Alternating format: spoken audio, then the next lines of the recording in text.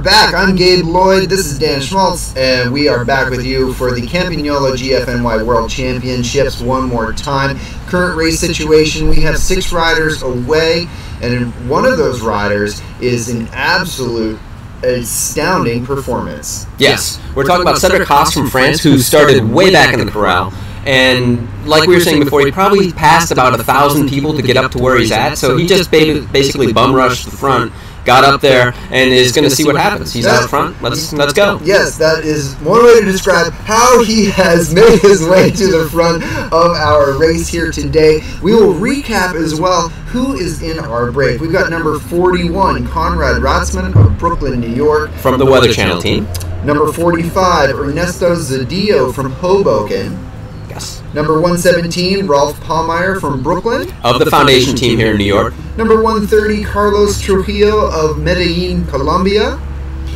Got number 143, Kenley Gonzalez from the Dominican Republic. And of course, 1213, Cedric Haas from France. Who's our new favorite? Cedric Haas. Yeah, we love Cedric. Again, he started with a time deficit on his group. So even though we treat this like a marathon for cycling, where everybody starts on the same course at the same time with intermediate time breaks, everybody is judged on who crosses the line first. Cedric had that gap. He did not start at the same time with any of the rest of his breakaway compatriots, which means he has done a phenomenal amount of work just to get himself into this move. Now he is actually contributing to that breakaway. Yes, basically Cedric started in the back, and he essentially made his way through a pedaling mosh pit to get to the front. Mm-hmm. So that's pretty impressive. And behind in the chase group, which we don't know the gap to, but we do know that they're out of view, you would expect Rockstar Games to be working because they missed the break. So my guy Victor, who I'm still hoping for having a big day today, is going to be having teammates working. He's going to have Paul Yates working. Absolutely. Working in anger. He's going to be a very angry guy back there. Paul's going to be so angry. Victor's got his French countryman, Tom Roderi, who's going to be working also. He's got James Mallman. He's got Greg Ruby. He's got all these guys. He's got about 5 or 6 teammates. And I would think right now they are going to try to hold the break where it's at, and they're going to go up to Bear, and they're going to find out what happens. That's right, and we're also looking at results from last year because we do have a lot of returning athletes who have all missed this move, and so even though we were very early, we have seen successful moves in the past come out of these very early breakaways. Riccardo Picetta from Italy, who's currently living in Rio de Janeiro, Brazil, he's missed this move. Victor Gross, he's missed the move. Chaz Goldstein missed the move.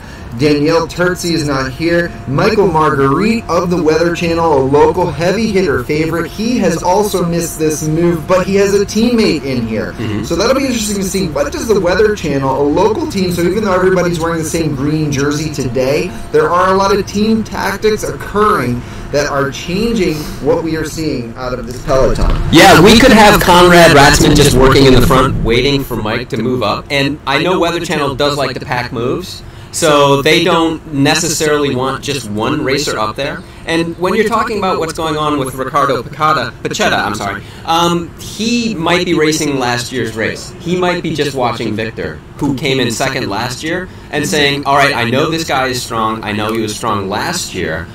I'm going to watch him. Yeah. That means other guys just get away. He doesn't know who these people are. That's right. Sometimes bike racers will let very strong riders go because they are racing a past race, not today's race. Dan, how you phrased that was actually perfect. I love that analogy because that is very much what could have occurred here because all these riders are proving themselves to be very strong, but the race favorites have let them get away.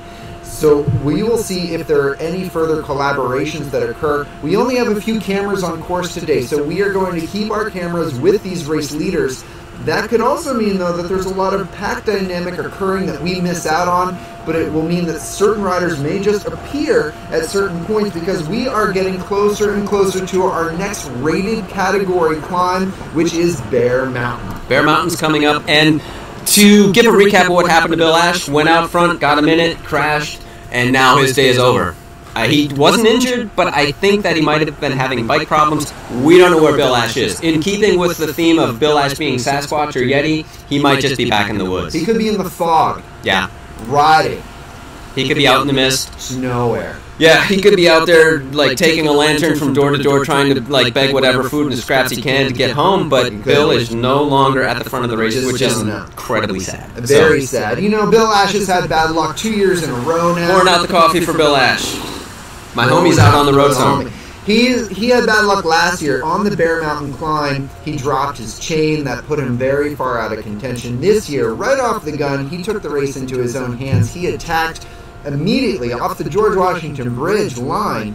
He went for it, but then he crashed on the descent off of the state line. Yes. And he now is no longer in our camera feed, so we think that Bill Ash is having another bad day. But moving into what we're seeing right now, again, a lot of collaboration, a lot of effort as this race starts to get beyond Nyack, New York. We will start to see some rolling hills as we get closer to Rockland Lake.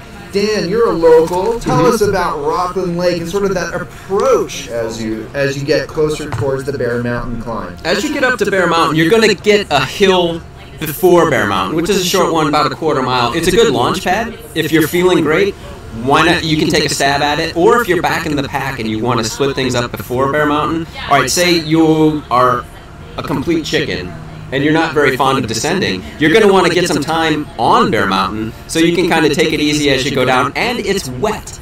Don't forget that it's wet out there. Right. So this is a descent where you can hit 50 miles an hour, and you're going to make a right turn. There's hairpins on the way down Bear Mountain. Okay. So you don't necessarily want to kill it, or you don't want to be with people that are going to kill it, because death. Because potential. And our field reporter, Emma, I believe she's up at Bear Mountain, she has reported back to us earlier today that it is currently raining at Bear Mountain. So while it is not raining here with us in Fort Lee, New Jersey at the finish line, up at Bear Mountain, 50 miles north, it is raining. That will change out the tactics. Dan, there was a race that happened recently locally at Bear Mountain. It was. It's called the Bear Mountain Classic. It's a nice precursor to what we see here today. Mm-hmm. Who are some of those favorites, and who are some of the results out of that race? I do know that Victor was in the top 3. Victor Gross from the Rockstar Games team was in the top 3. Mike Marguerite was in the break at the end, and there was a CCCB guy, which is a which is a very strong northeastern team. They're basically become a pro-continental team, and they've evolved into that over the last year. That was the winner. I don't remember his name. Great job. But you're going to have a lot of these guys that were top 5. You have Will Downing from Foundation, who is back in the chasing pack. As we can see, we have a discussion at the front. We have Ralph Pallmeyer having a discussion with one of the other racers. Okay. And he's saying, pull through. So that's not a good sign. So that means that Ralph thinks that somebody isn't doing enough work. So I'm not sure who he's talking to. But if you have any sort of discord, or if you start to have discussions like that in a break, that's bad. It can be, but so it can go one of two ways. We'll put it that way. It can be very bad if you're having a disagreement over how much work any given rider is doing. This early in the race, everybody needs to be doing the same amount of work in order to keep the breakaway alive, if that is everybody's intention. When you start to have disagreements, it's because certain riders are not pulling as much as they maybe should, and maybe they're working for somebody else behind them, trying to slow that break down so that the peloton can catch them. Maybe they think they've got a better favorite in the field. So those disagreements can occur, and the wind can be a factor. The wind is kicking up right here, and we're seeing it's going to be a tailwind right now, but it's swirling, but it's kicking up, so that's going to be a definite factor. And talking back about the dynamic of breaks, so when you're in a 5-man breakaway, what you're doing is you're finding who's strong. You're building a relationship, Gabe. Yeah. It's almost like a family dynamic. So you find out who's like the idiot uncle, you find out who's the useless cousin, you find out who's going to do all the work when you have the family reunion, and that's how that works. So you kind of develop who's who, you develop your roles. And if you develop a role, if you just sit on the back and wait for somebody to come up and then just don't do any work, there's going to be a lot of resentment building up. So especially in a break that's supposed to be taking off now and staying away, if there's any resentment, they're going to kill each other. That's right. That awkward uncle at Thanksgiving, he can make his face known here at the breakaway. He will talk about the things you do not want to talk about all night long, and he's going to impose his opinion on you no matter what. Nobody wants to know about your surgery. Nobody cares about Nobody your wants surgery. to know. Yeah, come on. 15 years ago. Come on. I'm trying to eat sweet potatoes here. I know. Yeah. So that can be happening here today in our breakaway, as long as we have collaboration or not. Those are the dynamics that are occurring. Again, we have limited cameras on course right now, but that's okay. There are still a lot of racing occurring. We have 5,000 participants here at the Campagnolo GFNY World Championships here in New York City. 5,000 athletes from 95 different countries are on. Get everybody on course so everybody feels like a pro for a day here. This GFNY series is worldwide now. We have 17 races across all different continents. We are looking to expand that further. This New York City event, though, it was the first, and it will always be the premier event on the calendar. And I do know when the GFNY started, everybody was amazed that they were going to put a race on the roads that we train on normally. Everyone was like, how are you going to pull that off? And they did pull it off, and it's been fantastic. I would say if you can sign up and just make an effort to, like, one day get yourself out to the GFNY, I would recommend it. You get to stay in New York. I mean, it's not going out to, like, the crit in, like, an industrial park somewhere. You're in New York City. You can bring people that are related to you, and they're going to want to come along because it's New York City. Yeah. You're not going out to the middle of, like, Ohio. It's not that. It's not like Wisconsin. You don't want to go out there. You don't want to race in Indiana or Iowa. Iowa's a death trap. So you get to come to New York City. Everybody gets to have a great time. You could have your significant other here today. They could be having a great morning. They could be going to brunch right now. That's right. Your significant other can come to the GFNY World Championships and not resent you for dragging them to a bike race. True. How perfect is that? It doesn't even feel like a bike race if you're at brunch. That's right. And if they're watching the feed right now, they know what's happening. If your spouse is winning today, congratulations. Probably not, but you never know. You know, Cedric Haas's spouse could be here. He came here from France. We didn't know anything about him. He's wearing bib number 1,213. That means he started super far back. He made his way through a ton of racers, basically 1,200 racers he made his way through today. And so he very well could have his spouse here in New York City, turning this into a vacation, and he could be on the podium at the World Championship event for Campagnolo GFNY. He could be drinking some of the GFNY wine. That's right. Thank you. Speaking of which, he could be enjoying all of that right now. All of that GFNY wine.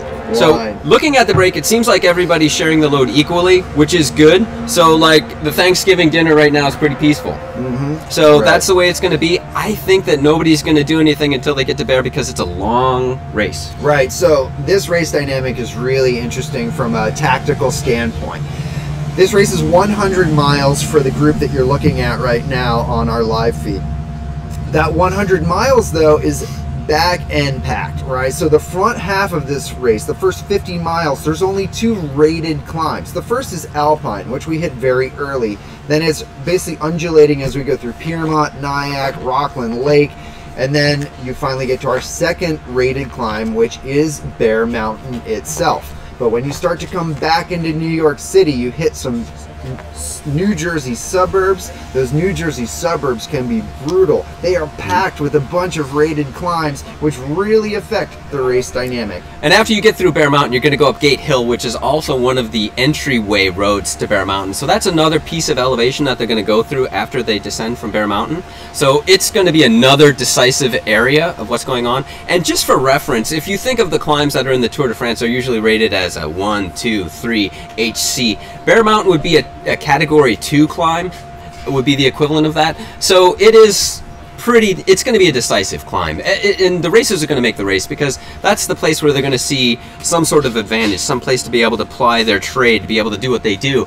And that's the main thing, is that races are decided by wind and by elevation. Absolutely. So those are the 2 main keys. And we have wind, we have elevation. That's right. Your races are also decided by what you decided to eat for the morning. Oh, take a break. All right, it's time to take a break. So we're going to knock off here and we'll get back. And we'll be right back. Grab it, Gabe. Okay.